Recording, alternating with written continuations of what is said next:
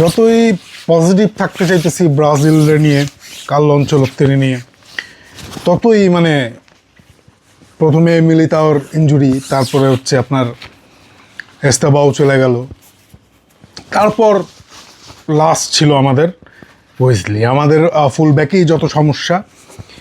বিশ্বকাপ শুরু আর কয়দিন বাকি, তো ওয়েজলির খবর আজকে আসলো, ব্রাজিলের পতাকায় ভাঁজ করে রাখলাম।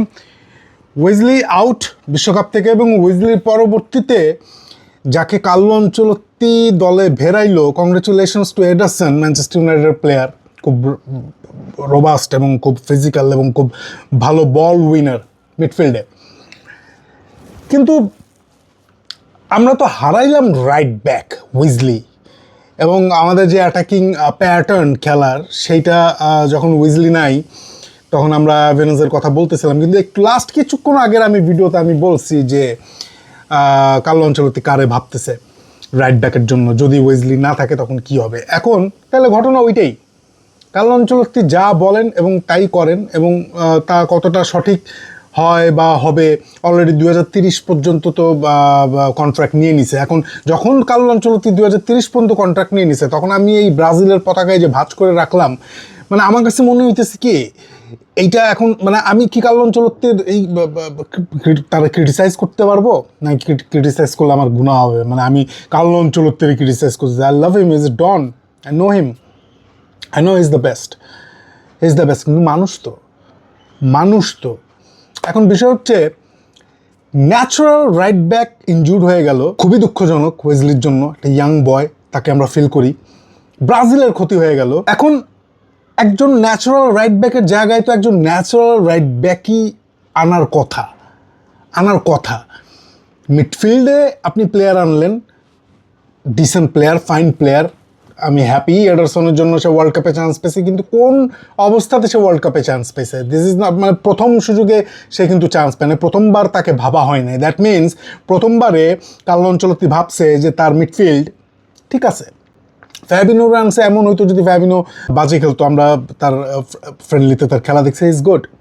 ডগলাস আছে এখানে, নেইমার আছে এখানে, গোমেরেজ আছে এখানে, ক্যাসেমিরো আছে এখানে, পাকুয়েতা আছে এখানে। এডারসনের ইনক্লুশন আমার মাথায় ঢুকতেছে না। মানে why not Paulo Henrique, he's fit, এবং যেই ধরনের খেলা কার্লো আনচেলত্তি খেলতে চাইতেছিল ওয়েজলেরি দিয়ে, যে অ্যাটাকিং ফুটবলটা, যে ওভারল্যাপিং করা, ক্রসেস দেওয়া, পাসেস হাফ স্পেসে, মানে উইঙ্গারের সাথে যে কম্বিনেশন, পাওলো হেনরিক কি তার মধ্যে কি সেটা নাই?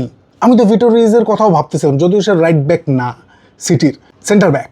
উইলিয়াম আছে, পাওলো হেনরিক আছে, আরও কয়েকজন আছে, কিন্তু আপনি সবার থেকে ভাস্কো দা গামার, সান্তোসেরও যে রাইট ব্যাকটা, একজন ন্যাচারাল রাইট ব্যাক বাদ দিয়ে আপনি যখন এডারসন আনলেন, এর মানে ওই জায়গাটা আপনি খালি রাখলেন কার জন্য? ডানিলোর জন্য। গতকালকের ম্যাচে ডানিলোর আমরা দেখছি, ডানিলো কালকে ওয়াজ ডিসেন্ট। বিষয়টা হয়েছে যে আপনি খেলার অ্যাপ্রোচ চেঞ্জ করতে চাচ্ছেন। আপনার দুইটা ফুল ব্যাকের একটাও আপনাকে ওভারল্যাপিং, আন্ডারল্যাপিং কোনো ধরনের সুযোগ সুবিধা দিতে পারবে না ব্রাজিলে। তো পতাকা ভাঁজ করে রাখছে, ঠিক করছে কিনা? মিডফিল্ডে তো অলরেডি ক্যাজেমিরো, ব্রুনো গোমেরেস খেলতেছে। যদি ক্যাজেমিরো ইনজুর্ড হয় তাহলে হচ্ছে আপনার ফ্যাবিনো আছে, ব্রুনো ইনজুর্ড হলে পাকুয়েতা আছে, এখানে ডগলাস আছে। Why Ederson? এর রিজনটা কি? কোন ফ্লেক্সিবিলিটির কথা কার্লো আনচেলত্তি ভাবতেছে? I don't know, actually I really don't know. আমার মাথায় কাজই করতেছে না। আমার কাছে তো মনে হইতেছে এই 2026 ওয়ার্ল্ড কাপটা ব্রাজিল, যেহেতু কার্লো আনচেলত্তি ওয়ার্ল্ড কাপে যাওয়ার আগেই 30 পর্যন্ত কন্ট্রাক্ট নিয়ে নিছে, এর মানে ব্রাজিল কার্লো আনচেলত্তির দিয়ে মানে 2030 ওয়ার্ল্ড কাপ পাইতে চাইতেছে, এবং এইটা হচ্ছে সেই ল্যাবরেটরি যেটা দিয়ে 2030-এর ওয়ার্ল্ড কাপ তৈরি করা হবে। একজন ন্যাচারাল রাইট ব্যাকের বদলে একজন ন্যাচারাল রাইট ব্যাক আনেন। এমনি তো আপনার রাইট ব্যাক নেই, ডানিলো আছে, এরপরে কে আছে? আইভানেস এত ভালো ফুটবল খেললো গতকালকে, আমরা দেখলাম এত ব্রিলিয়ান্ট ফুটবল খেললো। আইভানেসও তো সেই একই হইতো। আপনি ডানিলোরও যদি খেলান, তারও তো আপনার অফেন্সিভ আউটপুট নাই, কিন্তু আপনি আইভানেজের যদি খেলান, তারও অফেন্সিভ আউটপুট নাই, ফাইন, কিন্তু তার ব্রেন আর ডানিলোর ব্রেন তো এক না। ডানিলোর মধ্যে কি পাইছে Carlo Ancelotti, I don't no.